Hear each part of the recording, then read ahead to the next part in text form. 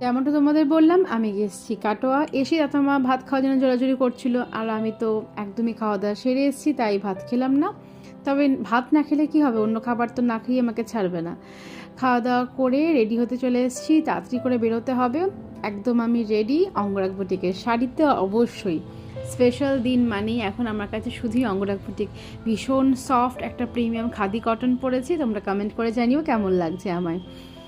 আর এই যে আমাদের কাটোয়ার বইমেলা, এখন এন্টার করছি। এরপরে হয়তো আর কোনো ক্লিপিংসই নেওয়া হবে না জানি, তবুও তোমাদের একবার আমার স্কুলের স্টলটাকে একবার দেখিয়ে দিই। এই হচ্ছে স্কুলের স্টল। কাজ সেরে বেরিয়ে আসছি এখন সকলে মিলে।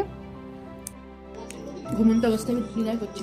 আলু ভাজা, বেগুন ভাজা, ঘি, মাছ, আরও অনেক অপশন ছিল, গুগলি, তারপরে কই মাছ, ওসব আমি খাই। লাউ চিংড়ি, এই সবের আমার মাছটাও দরকার ছিল না। তারপর এই যে মা বসে আছে, আমি খাচ্ছি। আর এই যে না, সারাদিনে এত খাটাখাটির পর ভীষণ তৃপ্তি করে রাতে খাবারটা খেলাম। খাওয়া দাওয়ার পরে এই যে উপরি পাওনা আইসক্রিম, মা আর আমি মিলে আইসক্রিম খাচ্ছি আর গল্প করছি। আজকের মতো এটুকুই, দেখা হচ্ছে নেক্সট সার্সে। By everyone.